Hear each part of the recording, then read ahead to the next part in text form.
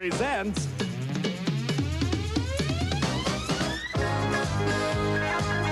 the American Sports Cavalcade.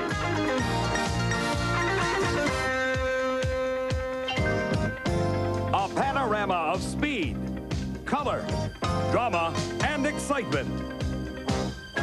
The American Sports Cavalcade.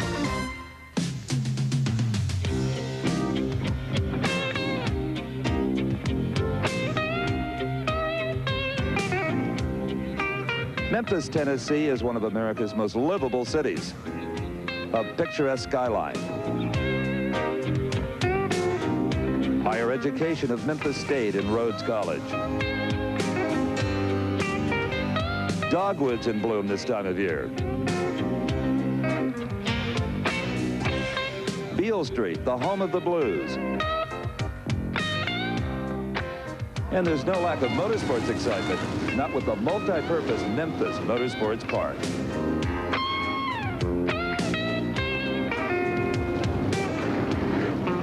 Hello everyone, I'm Steve Evans, and tonight Memphis has been invaded by the Outlaws, the world of Outlaws sprinters here on the half mile at Memphis Motorsport Park. The infield pit area is absolutely jammed with 1,250 pounds, 700 horsepower winged monsters. In fact, the first heat race is already suited up and on the track, and as a matter of fact, our good buddy Brock Yates, he too has found a ride tonight. Let's join him and find out more about the track and these cars. Hey, Steve, I'll tell you what, good seat. This is like sitting in the owner's suite at an NFL game. Perfect. Behind me, we're ready to go for the first heat. 10 laps on the pole, a Pennsylvania pro, Steve Siegel. Right next to him, the Indiana veteran, Jack Hewitt. Behind him, the guy that just set quick time, Bobby Davis Jr. from right here in Memphis, Tennessee. We're just about to go. Fantastic evening of racing, so stand by. I'm out of here. Brock, I hope you checked the latch on the tailgate in that pickup truck. All right, this is heat number 1. There'll be 3 heats in all. 4 will go to the feature, 10 laps in length. And we've got some pretty stiff competition right here, including Bobby Davis Jr. from here in Memphis, the only Ford in the field. California star Tim Green in number 14. Back in row number 5 is Eddie Gallagher, the number 1 car. He wears number 1 because he is the track champion.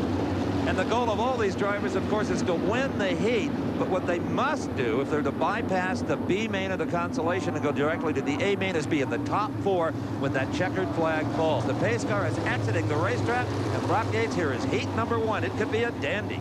Well, they're all dandies here at Memphis, Steve. This is a big, flat, wide-open half mile as they come down off turn number 4 and take the green. We've got the first heat underway. And they thunder into turn number 1. And look at Jack Hewitt, the orange car, 23S. He just snookered him on the start, Brock. A beautiful job.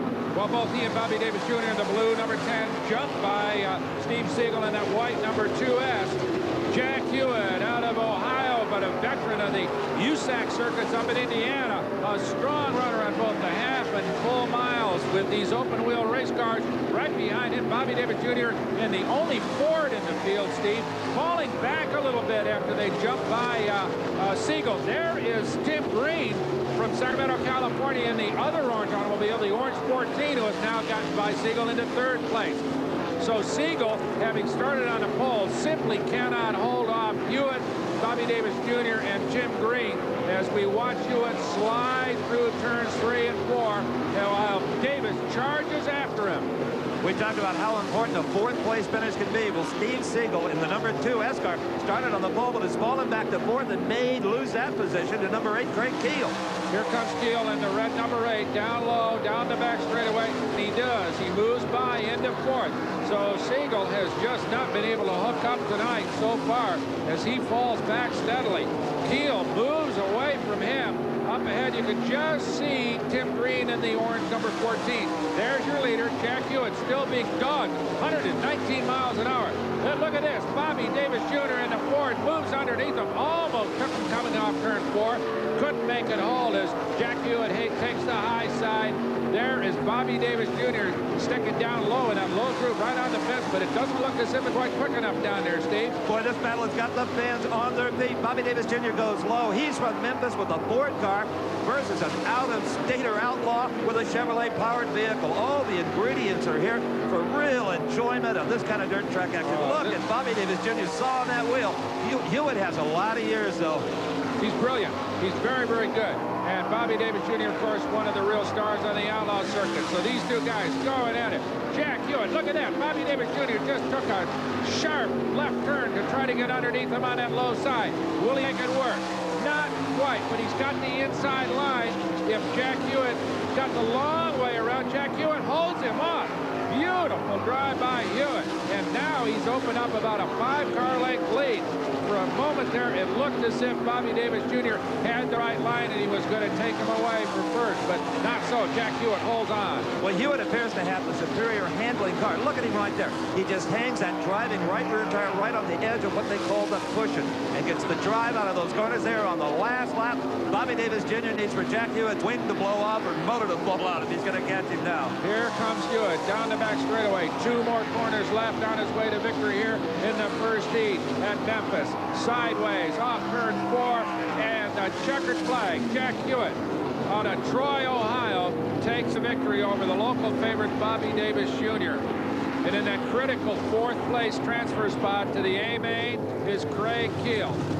So Jack Hewitt, terrific drive in holding off Bobby Davis Jr. takes the victory here.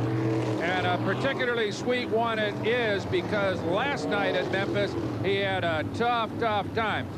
And in relation to this, well, Steve Evans filed a report from one of his normally unconventional locations. We sure were, as we watched Steve Beitler in the B main, car number 21 on the right side of your screen. He's out of the state of Washington, right up on Minnesota driver Tim Monson, and take this wild tumble in turn number 2. The wing, it's gone, but the roll bar stayed intact, and fortunately, Steve Beitler walked away. Memphis driver Mike Ward and his number 88 car had big problems in turn 3. He found out what ruts in an over-wet racetrack caused by a week of rain can do. Watch the car right in the center of your screen, blue and white, number 88. It gets into a rut. He loses control, and over it goes, doing so little damage that his wing didn't even make my junkyard report. In fact, he was able to restart the B main. He finished 10th and went on to the A main, where he finished 13th. Amazing. Not so lucky for these guys. Andy Hillenberg, Broken Arrow, Oklahoma, with a black number 2 down the back straightaway on a restart in the A main. This is what happened. Hillenberg catches a rut, tumbles as he slides into turn number 3, up on over, and here comes Jack Hewitt in the same car that just won the heat, as well as Todd Kane. Hewitt out of the park. Fortunately, all 3 drivers walked away, and the 3 race cars ready to go tonight. Steve? Part of the giant crowd which just witnessed Jack Hewitt win the first heat here at Memphis. Craig Keel's the man that made the cut. He will go into the A main. Steve Siegel doesn't make it. And now let's go to Steve Evans with the winner. Well, Jack Hewitt, I hope you had as much fun doing that as we did watching it. What a heat race. Well, I think Bobby had the good spot, you know. He didn't have nothing to lose at the time and everything to gain, and boy, he sure puts a lot of pressure on. And you just stayed up there high, happy as a clam. Well, I run better on the high side, and it's definitely the fastest part of the racetrack. I was really surprised Bobby could run as good as he could on the bottom, and if that's any case, you know, he ought to be able to be pretty quick with a little bit of adjustment, I think, for the feature. If he could go high and low, wow. Well, I'm sure he can go high. You know, I don't think that's a problem for him, but he knew I was up there, and I can run okay up there, so he was trying something different, and it almost worked. After last night, you needed a little attitude adjustment. Well, that and then hot laps, and we went and our front wing blew off, you know, and tonight we got our boss man up there, so if we're going to do anything, it better be tonight. Oh, boy, it looks good for you. Thank you very much. Okay, Brock. Well, Steve, I'm with Bobby Davis Jr., who set quick time and then went out and challenged Jack Hewitt real hard and then seemed to fade a little bit right at the end. Did handling go away or what? Well, no, we kind of went out with a little too soft tires, and we was real good for the first 2 or 3 laps in the heat race, and about halfway through, we lost it blistered the tires a little bit, and we just didn't have a hard enough compound, and we lost traction. So we just kind of fell back up on the top and rode around. He seemed to like it up on top. You were trying him low all the way around. You could get up at all, even with him coming off at 2, and then you just have a little bit more beans coming in the back chute. Well, yeah, you know, we tried up top for 2 or 3 laps, and then we tried to run to the bottom and then run through the middle. So car feels real good. We just need to get the right rubber on, and I believe we'll be all right. Good. Well, you're close right now for sure. Thanks. Okay, thank you all. Yes, sir. Well, he certainly got Jack Hewitt's respect. You can tell that. All right, here is heat number 2. Same drill, 10 laps. Top 4 go to the feature. They can bypass the B main. That's the race that nobody wants to get into as we take a look at the lineup. Row 2, a couple of really tough runners, Rick Unger and Doug Wolfgang in the 8D. That's Chris Eash back there right behind him. Frankie Kerr and Randy Smith in the black 7. And Greg Hodnett bringing up the rear. So we've got Wolfgang and Unger, who are 2 established runners. Of course, Wolfgang, one of the finest ever to run a sprint car, a lot of people say, Steve. Oh, indeed, Brock. He gets tremendous respect wherever he goes. These are high gear only machines. The driver just mashes on the pedal and unleashes almost 800 horsepower into turn number 1. Oh, big crash. That is Rick Unger taking a wild ride down into turn number 1. He got hooked in traffic as he came down to take the green flag. This, a couple of very vicious snap rolls. The emergency crews immediately on the scene. Rick not out of the vehicle yet. These are pretty dangerous situations, Steve, even though they've got roll bars and all the rest of it because of that giant G-force that's exerted on the driver, despite the fact that he's held in with a safety harness. This is as violent a single car crash as we have ever seen in the world of Outlaws. Let's watch Rick Unger and see who he makes contact with. Right there, the 6M car of Tim Monson kind of drove over, tagged him, and this was the result. Into the fence, onto the wall. He hit everything you could hit. Well, in the old days before roll bars and wings, this would have severely injured or perhaps even killed the driver outright. But fortunately, the protection that's afforded by the wings and the roll cages probably saved Rick Unger's life. He certainly was kept in the park by the fence, but then, of course, rolled along the retaining wall, which could cause terrible injury. Let's take another look at how it happened. There's the green light, as you see, just snapped on for the start of the race, and Unger shoved up against the fence and then does this multi-barrel roll down into turn number 1. As we see the ambulance arriving on the scene, Unger conscious, certainly no broken bones apparently, but a badly shaken young man. Steve's on the scene. Rick, you okay? I think so.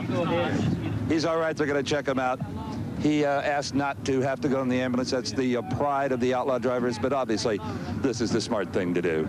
Well, like most of the Outlaws, Rick Unger, superbly conditioned young man, and that probably helped to save him from injury. The race car, well, not so well off as they try to clear the racetrack. We'll be back underway here at Memphis right after this.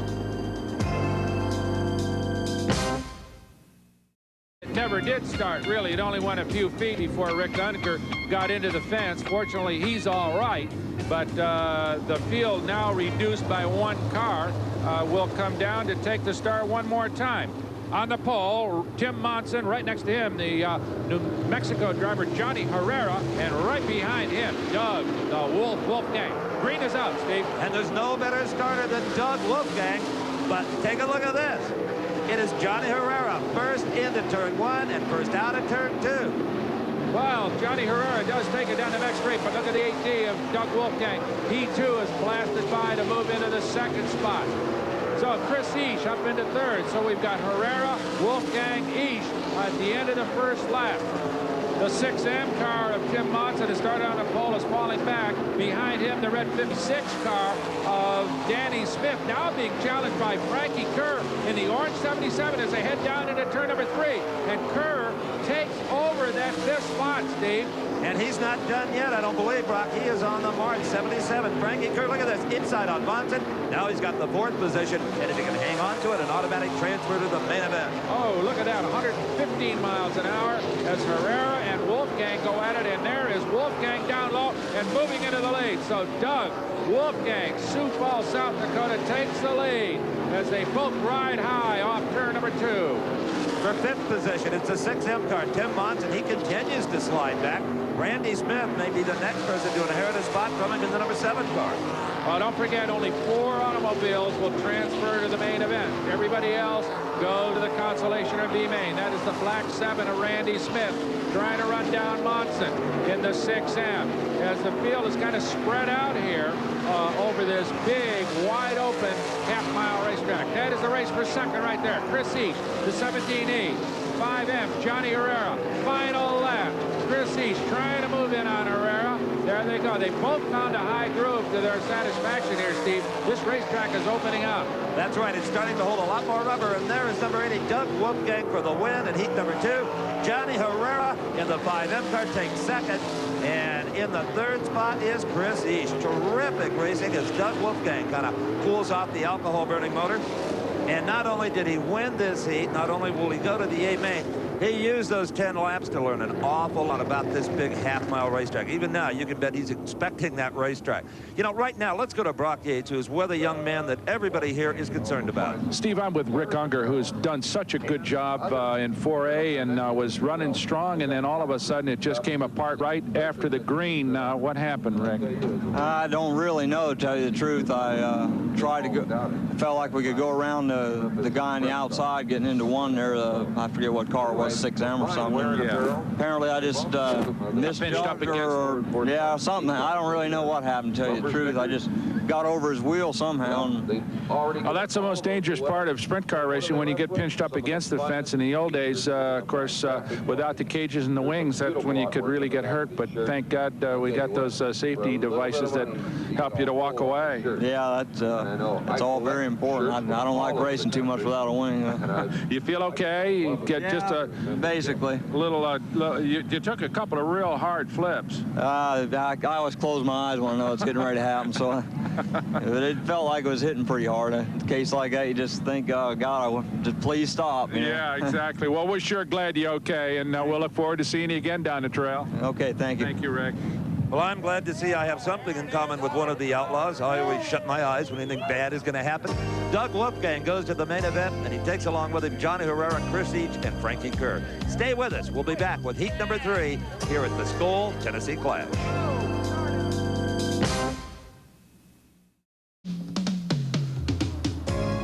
I'm Brock Yates, along with Steve Evans, where the 3rd heat of the Skoal Tennessee Clash at the Memphis Motorsports Park is about to unfold. 10 laps, top 4 cars to the main event.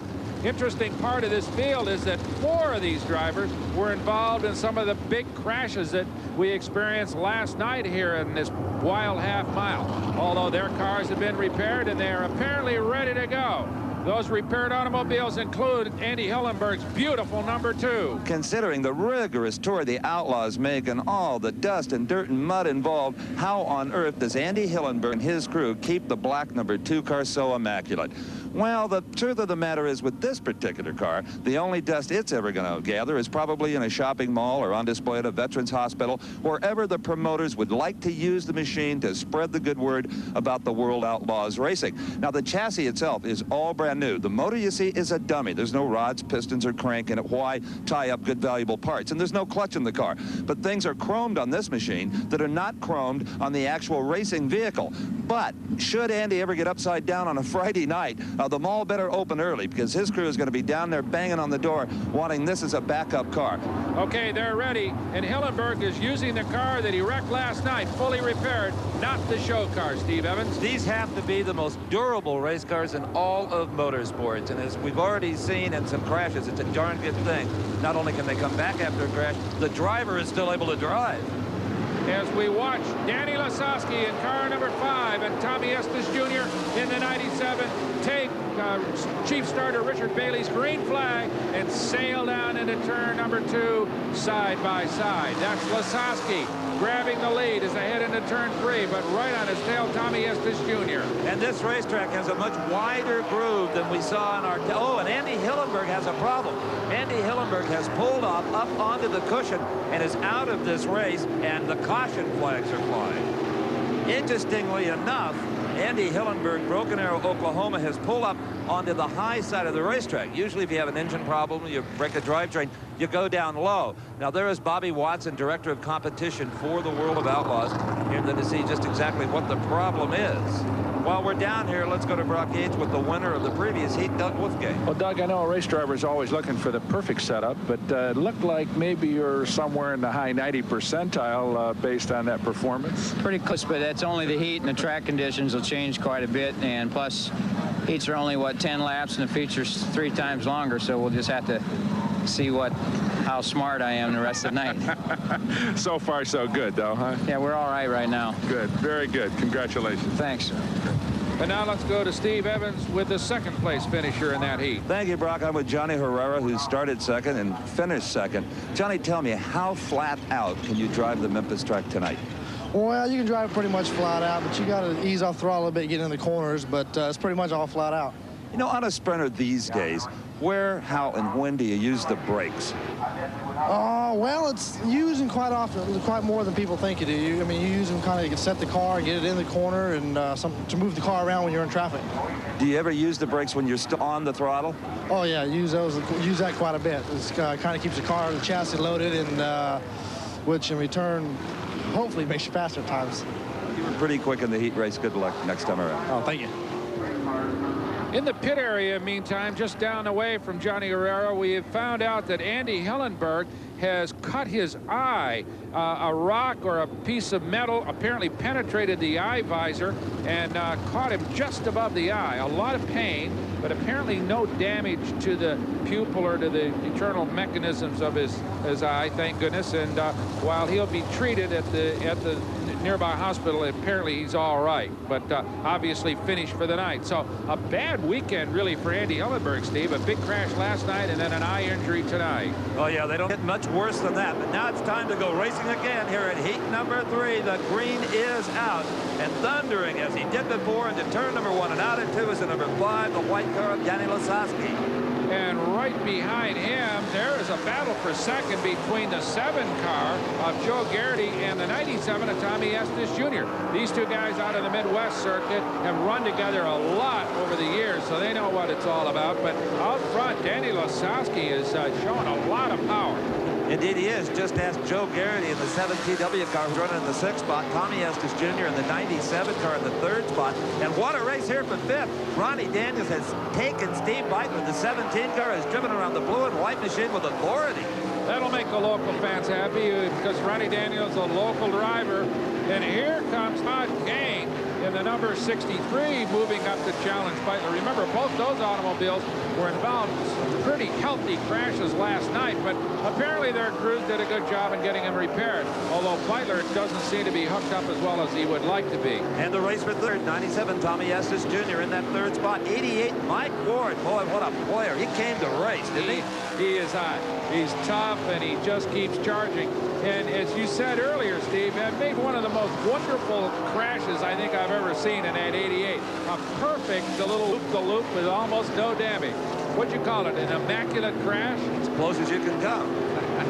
Mike Ward coming off turn number 2 right in front of him. That is Tommy Estes Jr. in the 97 automobile. And now the field is pretty well spread out as Danny Lasowski is way out front.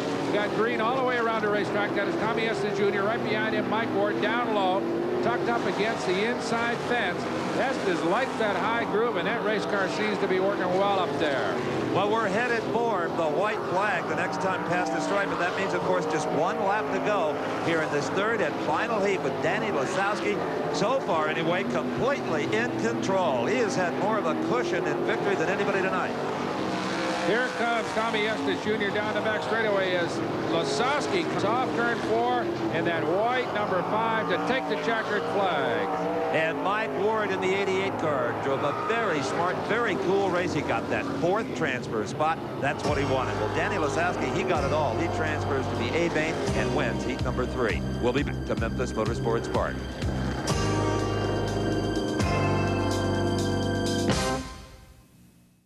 Great music. Right now, though, the music out of Memphis Motorsports Park is strictly high horsepower engines as Danny Lasowski in the number 5 car took the 3rd heat here. Steve? Okay, Brock, Danny Lasowski out of the car. Handshakes all around from the crew. Good job. Thanks a lot. Everything felt pretty good out there. All right, now your crew immediately goes to the right rear tire like they all do. What do you think they'll see? Well, we're chattering our tire pretty good. It's awful hard tonight, and we're working pretty hard on the rubber. And we got to check things over and see what we do for the feature. Wouldn't you rather have it a little hard like tonight than gooey and dangerous like last night? Oh, it was kind of fun. You don't get that too much around where we race, but yeah, I'd like to have it like this. Makes everybody more equal. You can race a little bit more. You know, I don't think there's ever been the perfect dirt track, do you? No, not really, but that's what we're out here for. We have a lot of fun, and I'd like to thank Diamond P for coming down and showing this deal for everybody back home. Hey, we're pleased to be here, believe me. See you in the main event. Thank you. Thank you very much. Okay, Danny Lasowski assured of a spot in the feature as we've got the B main lined up. That will be 12 laps, and 8 of these automobiles, Steve Evans, will transfer to the main event. So it's a critical play for these guys, a last shot, really. We saw Steve Siegel in the first heat. Danny Smith, one of the quick runners, he's been having some problems. Randy Wolf, a good runner. Always find some of the top guys in here. Randy Smith, a good driver. He's had some problems. Eddie Gallagher, a local track champion, not having a particularly good night, and he expects to do better. So always some wild, hard driving in these, what they used to call consolation races. Well, it's in this race you can salvage an otherwise poor evening. If you're not in the top 8 here, you're on the trailer and off the payroll. More importantly, in formation, they come out of turn number 4, and yes, they see the green flag. The B main is underway. 12 laps, and already they're duking it out. And we've got one into the inside fence, Brock. Well, that is Paul Hart out of Troy, Tennessee, one of the local drivers who just got tagged coming down for the start. So he's going to climb out of the car. No apparent damage to the automobile, but the caution is out, so we're not going to have a red flag. They're not going to stop the field, but we're going to have an emergency vehicle out here to clear away Hart's car. He apparently is convinced that the race car is finished for the evening because, yeah, the front suspension is pretty well beat up. So he's kind of done. I don't know whether he wants to have a talk with one of the other drivers or what. Yeah, I think he's a little displeased with somebody out there, Steve. And I think that might have been the 3H car driver, Greg Hodnett. He kind of said, like, why did you do that to me? Well, let's see if anybody did anything to anybody. Watch the 32 car, the orange machine. That is Paul Hart. And right there is a bit of contact made with the 3H car of Greg Hodnett, and that puts that machine into the fence with pretty minimal damage. And it's incredible, as we've commented before, the kind of bumping these cars can take and still survive. And here in a typical minor sprint car crash, a few $100 will buy a right front wheel and some suspension bits. But the ultimate example of how totally durable these machines are happened earlier in the crash we showed you with Rick Unger, the 4A car. Earlier, Brock had a close-up look at the car. Is testimony to the safety and to the strength of the race cars that make this kind of racing so competitive and yet so safe. And that truly is a tribute to the people who make the rules and the people who build the cars. It's time for a restart of the B main.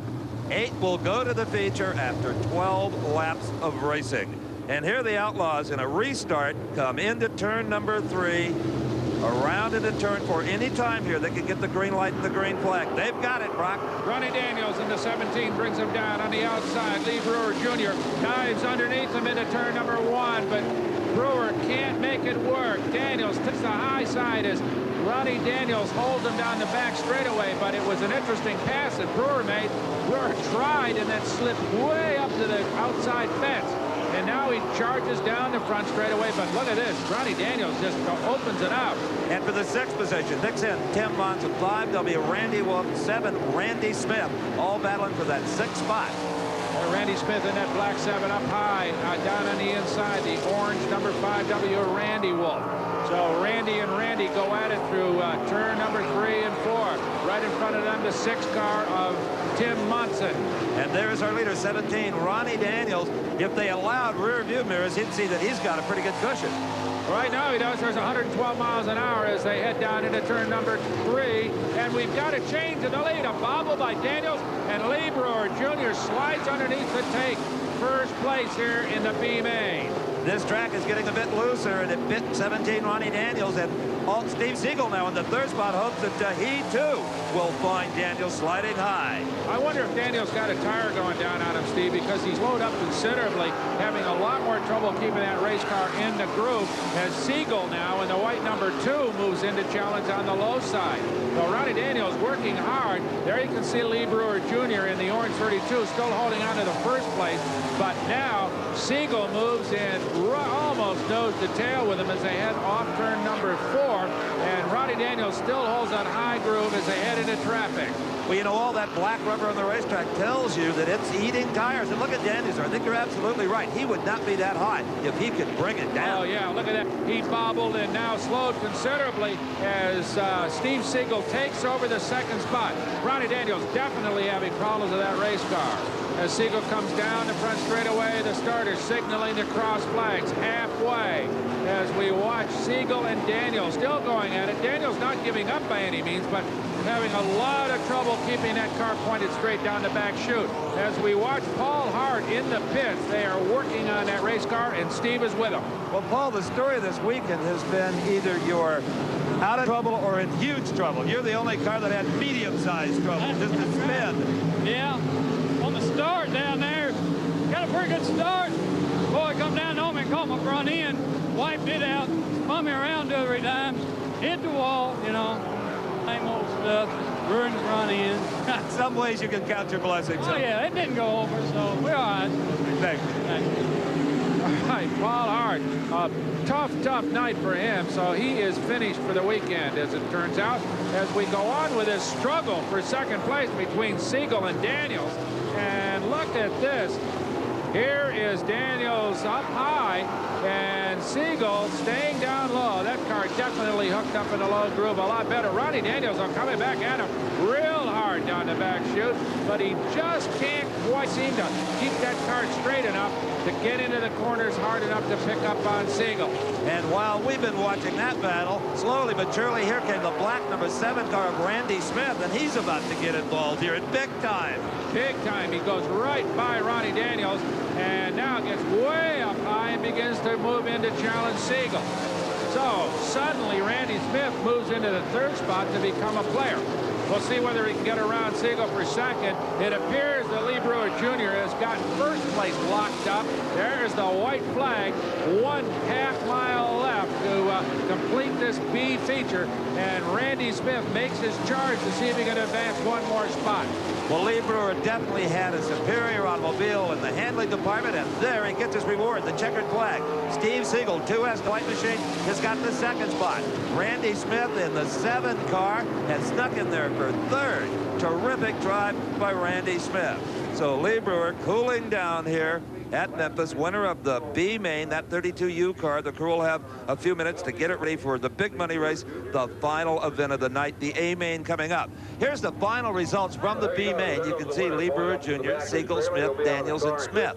Now, who was the 8th qualifier? Who just barely made it to the A main? Oop, that'll make him smile on the grandstands. The track champion, number 1, Eddie Gallagher. Not smiling will be Greg Hodnett, as he just did miss the cut. Right now, Brock Yates has caught up with the man who won the B main. Brock? Steve, I went Lee Brewer Jr. just walked away with a B main in great shape. Got to feel good about a win like that.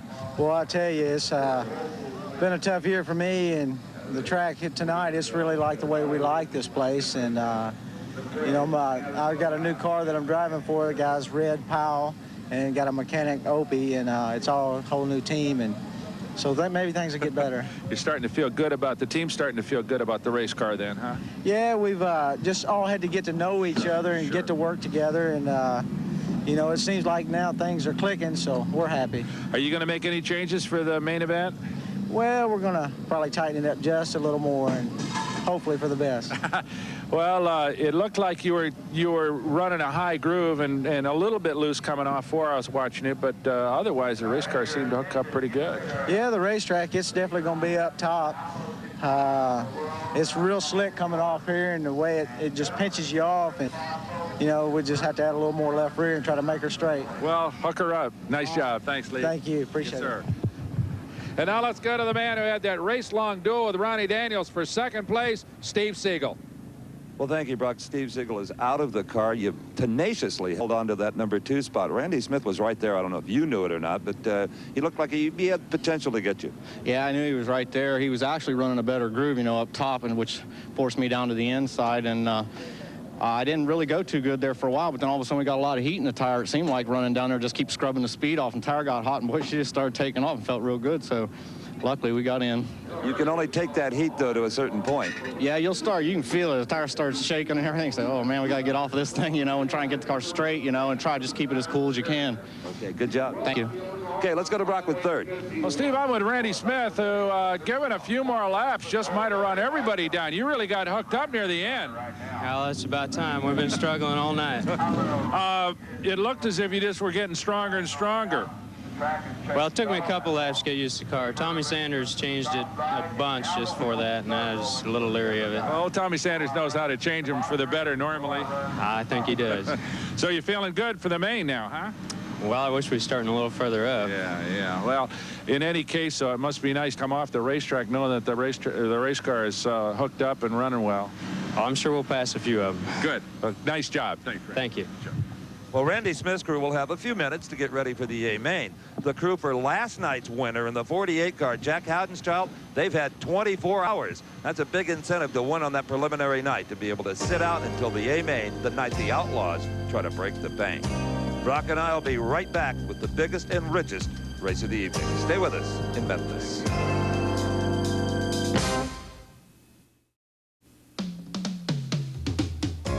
Back at Memphis, I'm Steve Evans along with Brock Yates, and this cold Tennessee Clash main event is about to unfold. Down right now on the grid with one of the prime contenders is Brock. Well, Steve, on the pole for the Tennessee Clash is Don Christ Jr. from all the way from Sinking Spring, Pennsylvania. First time here at Memphis. And Don, I'll tell you what, you couldn't do a whole lot better than start on the pole for the big one. No, we're really glad to start on the pole. I just hope that we picked our right gearing and tires, and that the car works well so we can get the job done. Well, there are 21 other guys that are trying to hope that they figured the right setup too. This racetrack has been kind of a mystery all night long. I know that everybody's been trying to dial the cars in, and I would imagine that it's guesswork on the part of everybody. Yeah, it's just a whole big guessing game, and it's just going to come down to whoever guessed right. Well, we sure hope it's right for you. Good luck, Don. Thank you. Okay. Steve? Well, here is the 11X car of Jeff Swindell. I don't see Jeff yet. Oh, wait a minute. Here he is. Jeff Swindell, very, very tense as he awaits the start of the A main tonight. His hometown crowd hooting and hollering behind him. You're starting on the outside of the front row. You must be feeling good. You're certainly relaxed. Yeah, kind of laid back here. We kind of chill out a little while till they get ready to go through all this hecticness and get things going, I guess. But we're ready to race, and as soon as it comes time to buckle it on, we're ready. Let's talk tires here for a minute. Do you go with a soft tire that'll grip right off? Do you go with a little harder tire and maybe let the racetrack come to you? Well, the racetrack here, normally when it gets slick, you can turn around and come back to a softer compound. You go harder through the middle of the race, qualifying events and stuff, and then you turn around and come back to a softer compound. But tonight, I think that there's enough of a sticky substance towards the top of the racetrack that you can keep the harder tire heated up and keep it working. So we're going with the harder tire. Well, the crowd here is certainly behind you. Good luck. Well, appreciate it. Thanks. Okay, Brock. Well, Steve, I'm with Keith Kaufman. Another Pennsylvania is going to start right behind Don Kreitz Jr. And Keith, I know that this racetrack, for most of the guys at least, has been kind of a mystery all night long. Have you been, you figure you got it dialed in? Well, we hope so. You know, the track's it's pretty slick tonight, so it'll take a little different setup, and hopefully we got close to it. You got 30 laps. How long will it take you to get the tires really heated up to a temperature where you're really happy with them? Well, you know, a few laps, we get a few pace laps in, and, you know, basically we got the engines warmed up and everything. Everybody's probably bolting new tires on, so it'll take 2 or 3 laps, and then everybody gets seated in. 30 laps.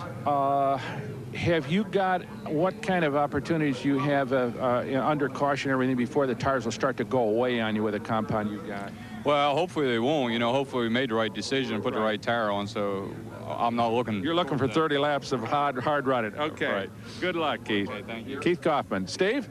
Thank you, Brock. On the outside of the second row for the feature is Jack Howden's child. And Jack, due to your success last night, you haven't raced tonight. Is that any of a disadvantage at all? Well, a lot of times we'll go out in the last hot lap session and get a few laps, but we didn't tonight. We just went out and we got a few laps. Yeah, I'd say it's a little disadvantage, you know. It's good to go out there and know what your car is going to do. So, but I'm counting on Darrell to, you know, we made a few laps and he's seen what the car is doing, so I think we'll be all right. The motor seems very strong in this car. To my ear, it sounds better than any out here. Gertie's doing our motors this year, and he's doing a real good job on them, and the motor is running super, and it's been running good all year. You know, we talked earlier about this big wing and the dual element and all of that. Is that working for you? You like it? Yeah, it's a wing he ran a couple years ago, and everybody kind of got away from him, and we just tried it again this year, and it's working pretty good for us, so we're just going to stick with it. First lap strategy, just stand on it?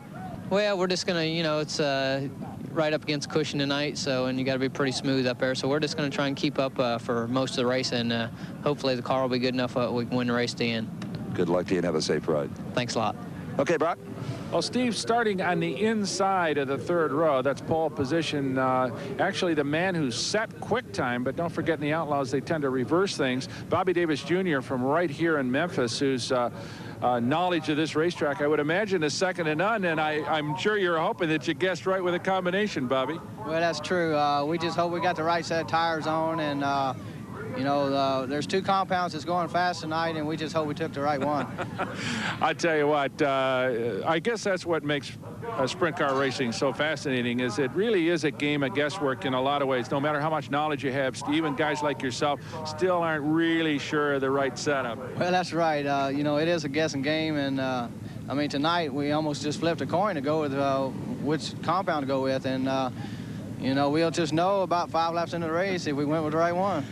Have you ever started a race where you said, oh, gee, this setup's horrible, and then at the end of it, the racetrack starts to change a little bit of work, but car will start to work for you? Well, yeah, you know, that's basically how we run our deal. We might be a little slow at the first of the race, and then we get better at the end of the race. So, yeah, that happens, and sometimes you say, oh, no, I messed up completely, you know, so. Well, we sure hope it works for you tonight. Okay, thank y'all. All right. Bobby Davis Jr. Steve? Well, Brock, certainly Doug Wolfgang has fans everywhere he goes on the Outlaw Tour, but I heard some fans in turn one actually howling like a wolf when you went by in the heat race. Does that happen a lot of places? No, only in Memphis, because they like these damn Yankees down here. The Yankees have been doing very well here this weekend, yourself included. Well, I appreciate that. And that's to be expected, because I guess most of the sprint car races are from up in Midwest or the North, and there's not very many except in the South, except for right here in Memphis. Most of the Southern guys are stock car guys. So. Well, you've got a Memphis boy right in front of you here with Jeff Swindell. They're up 2 rows. Yeah, he'll probably be the one to beat tonight. He looked pretty fast in his warm-up session, and he's starting on the outside front row, so he's looking real good.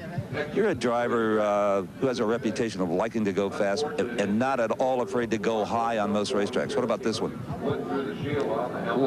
We just have to do what you have to do. If you got to run up high, you got to run up high, and if it's down low, you got to run there. What you try to do is you try to set your car to beat the racetrack, and if you beat the racetrack, what I mean by that, if you get it set up right to where you're really working the racetrack fine, doesn't matter where you run, and it probably don't matter who else is in the race, because you're still going to do pretty good. Indeed. We wish you the best. Thanks. Okay, Brock. Well, Steve, that's the California ace, Tim Green from San Jose in the car 14. His crew getting ready to go. One of the fine drivers on this circuit. And, you know, they come from all over the United States, virtually almost every state represented in the world of Outlaws. Well, this man in the yellow suit, Chris Eash, at number 17E, he comes from almost as far away as you can get from San Jose, California, from the lovely state of Maryland. He's crawling in. The whole field is buckling up for the start of the A-Main. This could be good. Park, where it is anything but calm. I'm Steve Evans along with Brock Yates, and there are the Outlaws warming up in their 4 abreast. Salute to the crowd. We are moments away from the start of the A-Main event. And those 4 drivers in the front row, they're saying, what on earth is going on here? Because between them and the pace car is a Dodge truck with guess who? There they are, the famous 4 abreast Outlaws start. All set to go, 4 of them ready to come right at us. Jack Houdenchild right behind us. Jeff Swindell, there he is. On the pole, Donnie Christ Jr. Keith Kaufman in the middle. The fans are waving, they're going The crowd has gone crazy, Brock, because of you hanging out the back of that Dodge pickup truck. Well, I don't know what's gotten into the boy. Well, let's take a look at how they set up on the pole. Don Kreitz Jr., Jeff Swindell right next to him. In row number 2 is Keith Kaufman and Jack Howdenschildt with the trick wing. Hometown favorite with the Ford, Bobby Davis Jr., Doug Wolfgang, who always puts on an incredible show. What an outlaw lineup. And don't ask me why they line up the way they do, because qualifying has a lot to do with it. They've inverted so many positions. Let's just take it for what it is, the Outlaw main event. With 24 incredible wing vehicles that will thunder around this virtually flat half-mile oval for 30 laps of racing. And as we've seen tonight, almost anything can happen in that amount of time. They call them sprint car races. Sometimes they can go on and on, depending on the track and the action that ensues. The pace car is pulling over to the inside and is exiting the racetrack. We could have a start this time around. Always critical, Steve. These first couple of laps are the ones that can cause the problems, as Don Kreitz Jr. brings the field down relatively slowly. Pretty conservative start. They come off turn 4. He bobbles, and we've got trouble already in turn number 4. That's Mike Ward. His left rear tire, you can see that's cut down. That's the number 2 automobile of Steve Siegel. He is in trouble. That's the 1 car of Eddie Gallagher up against the fence, and the 17 car Ronnie Daniels upside down. Not unusual in a 24-car start. Everybody tries to avoid it, but sometimes if this doesn't happen, you're just not being aggressive enough. Let's take a look at it again and watch the 88 car, the blue and white machine of Mike Ward.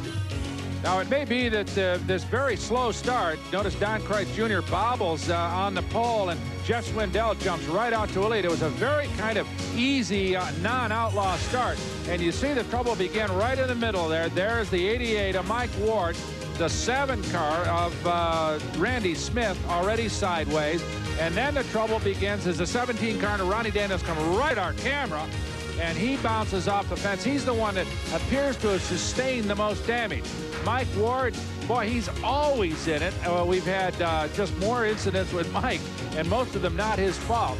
As we watch everybody come to a halt, the field is red flag. There's Ronnie Daniels out of the car trying to get his automobile off the fence.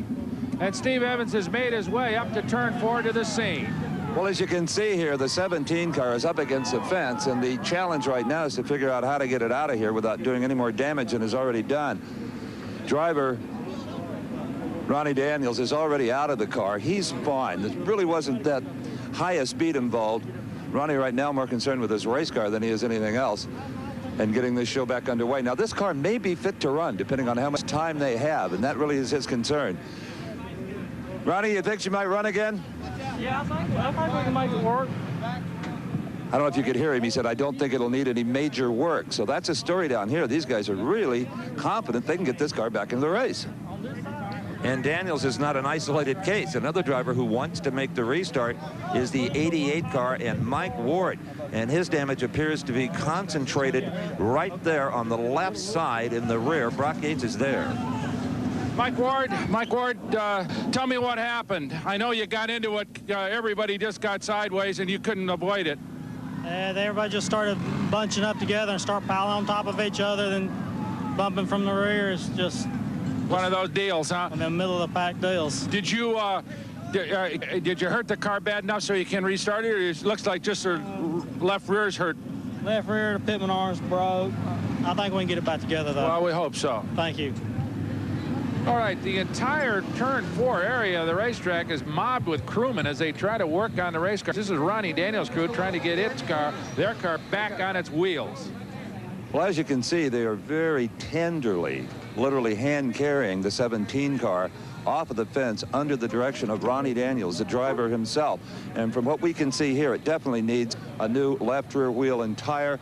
The wing could probably be run as it is, but if they have the time, they'll slap a new one on.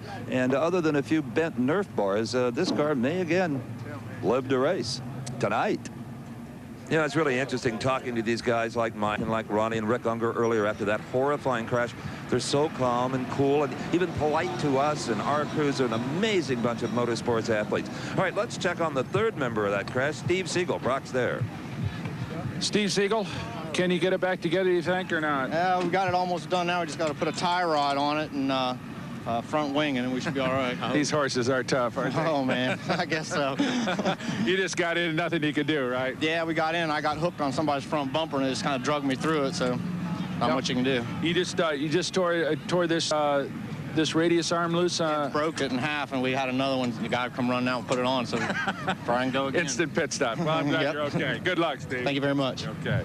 The wonderful Outlaws, they never whine and they never cry. They never blame anybody else for their problems. And as Mike Ward said, this is just stuff that happens. One of those middle-of-the-pack deals, I think, were his exact words. And, you know, the Outlaws are they run so tight and run so hard that they really kind of expect this sort of thing to happen. The race cars are strong, the drivers are strong, and they kind of live with these little crashes on occasion. In fact, they really are part of the show in many ways. And thank goodness the race cars are strong and safe, and these guys can get them back together and keep themselves together so they can race again. That is Mike Ward's automobile, and already his crew is just about completing the repair work on his automobile, and it looks like he's going to be ready to go. You know, Ward's guys must assemble and disassemble that thing on an hourly basis, Steve. The only thing wearing out faster than the race car is their tools.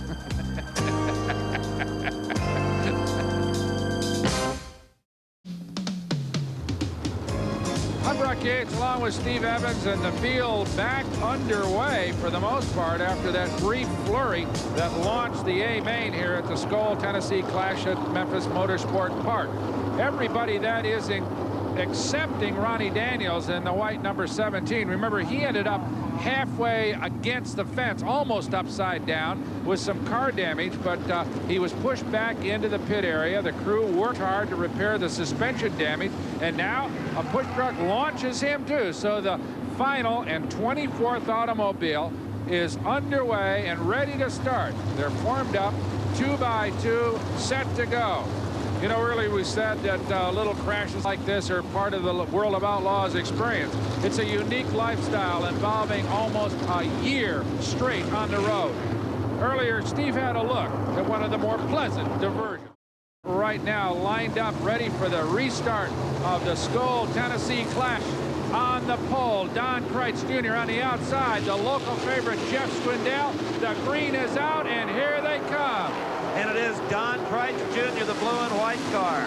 Number 69K, leading him into turn number 1.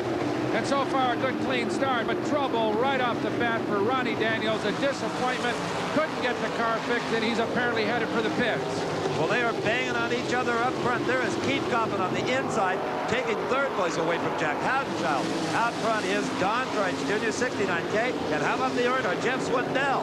Yeah, but look at Keith Kaufman, Steve. Down low in the 3 car, he goes by them both to snatch the lead down the back straightaway. The race for 5th. That is the Wolf in the 8D going by Jack Houdenchild to take over that position. And here is 11X Jeff Swindell. The orange car's gone right around Don Kreitz Jr. to pick up the 2nd spot. Kreitz continues to fall back. He gives way now to Bobby Davis Jr. in the blue 10 and is being challenged now by Doug Wolfgang. Kreitz obviously made the wrong tire choice because there goes Wolfgang around him on the high side. So Don Kreitz falls way back and obviously regretting whatever tire choice he did make. There is Swindell in the 11X. He has moved out. There is Bobby Davis Jr. now being challenged by Doug Wolfgang down the back straightaway. Wolfgang on the high side, trying him up high, can't seem to make it work. So Bobby Davis Jr. holds on to that 3rd spot for the time being, although the challenge increases by the moment. In fact, he gives way now to Wolfgang. So Wolfgang has moved into 3rd. What a pleasure it is to watch a master at work. Well, 2 masters really, as this main event living up to its potential. And here's our leaders. There is the number 3 car, Keith Coffin, the blue machine on the outside, pitching it sideways. Maybe with the better line. No, he does not have it. It's Jeff Swindell. He tried it low and it hurt him. It did. He had lead for just a wink there, but it was Kaufman who recaptured it. There goes Kaufman in that blue and white number 3, taking the high line. Jeff Swindell tucks in behind him as they head down into turn number 1. And this duel may soon be a trio. The 3rd sprint car in your picture there was Doug Wolfgang, the 8D car. There he is. He is closing it up on the leader, Keith Coffin, and on 2nd place, the orange car of Jeff Swindell. The Wolf, he's picking him up, Brock. wide open racetrack right now for the leaders, but they will be moving into traffic very shortly as Jeff Swindell tries to hold off the Wolf. Wolf moves right in behind him as they go down the back straightaway. The 11X car of Jeff Swindell showing 103 miles an hour, and yet the 116 miles an hour appears to be from the Wolfgang car. So the Wolf is definitely on the prowl here. Keith Kaufman, though, out of Mifflintown, Pennsylvania, we've got a caution, still holds the lead. Danny Smith in car number 56. Apparently, it appeared that he blew an engine and spun a little bit, but he's in an awkward position. It's smart to get the yellow out. We don't need any more crashes here in this incredible A main. I guarantee the crowd right now, they're not headed towards the snack bar. They don't want to miss a minute of this restart. And you don't want to either. Stay with us. We'll be right back to Memphis. In the 56 car, he had engine problems down in turn 1, so the field circulates under caution behind the pace car, Steve. And here's what the restart will look like. On the point, Keith Kaufman, number 3. Jeff Swindell, Memphis favorite. Doug Wolfgang, everybody's favorite. The 4 to Bobby Davis Jr. Don Kreitz Jr. has been the upset story of this entire weekend.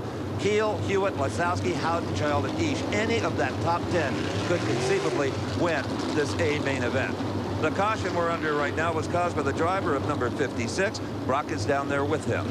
Well, Danny Smith takes off his helmet after, I'm sure, a disappointing first few laps. Danny, that looks like the motor went away coming down the front straightaway. Yeah, it blew up and locked up, and just tried to keep it between the fences. All I could do. You did a good job. I know that you finally just spun her into the infield, but any warning at all? No, I just took off. Let go all once. We've been having trouble with it all weekend, and just kind of finished the weekend off. Yeah, I know. It wasn't a whole good weekend for you. I'm sorry that you're out, but I'm glad you're okay. Okay, thanks a lot. It was indeed a weekend Danny Smith would just as soon forget. But up front right now and ready for the restart, the best of the world outlaw drivers, and we are under green. And look at Doug Wolfgang on the inside, the 3rd car, challenging Jeff Swindell for 2nd spot. The 8D machine, the Wolf is on the prowl, Brock. Oh, yeah. Keith Kaufman leads him down into turn number 2. That is Jeff Swindell up high, and right behind him, Doug Wolfgang. Those 3 cars are broken away from the pack right away. So it looks like at this moment, the contest is going to be decided between these 3 competitors. Here's the race for 4th. Jack Hewitt moves up from mid-pack to take over that position from Bobby Davis Jr., who seems to be faltering. Back to the lead. That is Jeff Swindell, who just bounced off the fence coming down the back straightaway, trying to get that 11X into the lead. He noses right up against the back wheels of Keith Kaufman, but can't make it stick. Well, Swindell acted as if he thought Kaufman was going to come over and hit him, so he steered to his right, but the wall was there. And look at Wolfgang. He has joined this again. Oh, I think that little bobble on the part of Jeff caused or permitted Wolfgang to move up. But now Jeff has opened up a little bit. So these 3 race cars, almost under a blanket here at Memphis, are really showing away. Kaufman, though, surprising strength, holding off the veteran from right here in Memphis, Jeff Swindell. And now let's go to Steve down in the pits. Well, Ronnie Daniels is out of the car. And even though you really couldn't continue, what a job your crew did to get this car ready. Well, there was a pretty good bit of damage done to the car, but our only chance was if it had another red or a yellow were to follow up where we maybe have another minute or so. Need to replace the wing mount. Got a wing mount that's loose. It won't operate without that wing. You don't need to drive an unsafe automobile, that's for sure. Yeah, well, you got to try. Whenever you get a chance, you got to try to take the best you can. Thank you. Good work. All the disappointed young man, our fine competitor, Ronnie Daniels, proving tonight. Look at these guys go at it. Kaufman down low, tucking the inside rail, seems to have found a new line. And Wolfgang bounces it off the fence down the front straightaway, trying to catch up. Wolfgang is using all of his experience, every trick in the book. He's moving the wing back and forth. He's hunting all over behind Jeff Swindell as Keith Kaufman continues to lead. Wolfgang, I'm sure, is commanding a lot of attention from the grandstands, even though Kaufman and Swindell are in front of him. But for how long? Not long for Swindell. Oh, did you see Wolfgang just cut him off? Oh, fantastic, fantastic. What a pass. And now Jeff comes back. He charges back and tucks right in front of Wolfgang as they go down into turn number 3.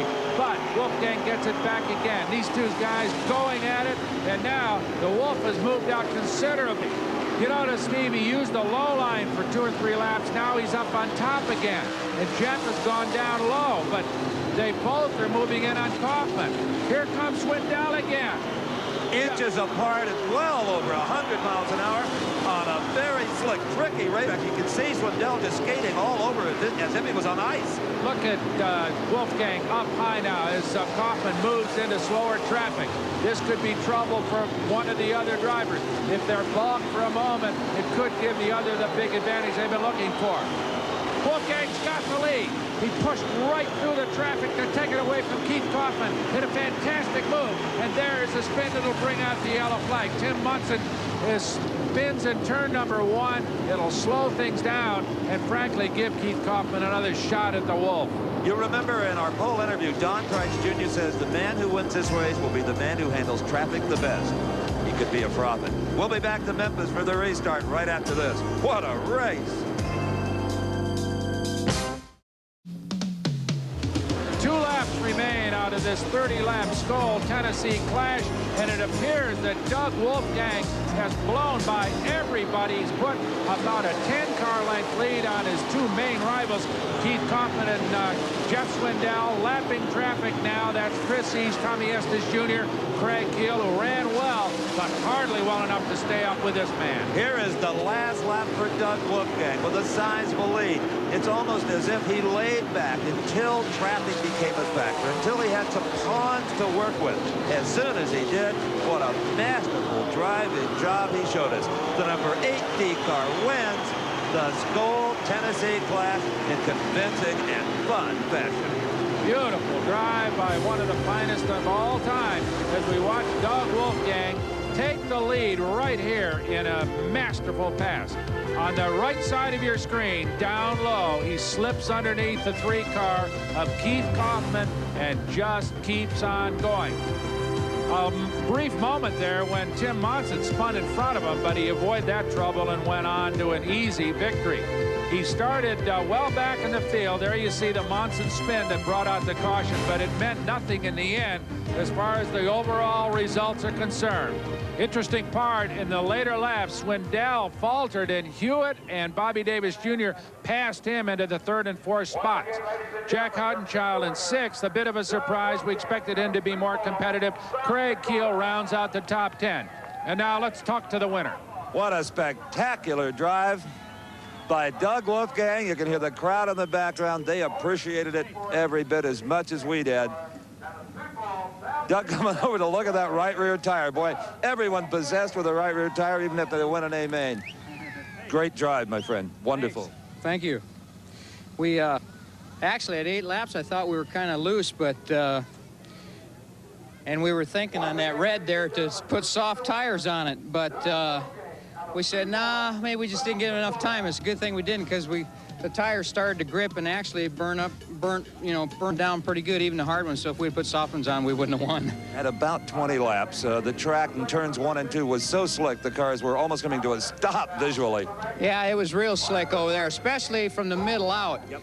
You could drive wide open in there, but then what was left up against the top was gone, and so you just kind of had to backpedal clear out of it and wait, and if you didn't, you were going to either hit the fence or spin the tires. So go get the money and the trophy. Thanks for being here. That's our pleasure. Brock? Boy, I'll second that. It sure was a pleasure watching this master at work and all the rest of the Outlaws who do such a great job. For Steve Evans, I'm Brock Yates. Thanks for joining us at Memphis. The executive producer for American Sports Cavalcade is Harvey M. Palish. Produced and directed by John B. Mullen. Promotional consideration provided for and a fee paid by the Style Auto World Championship Team. The nation's premier source of fast lane fashions, Style Auto, the champion's choice for the style of your life. And by this special offer from Diamond.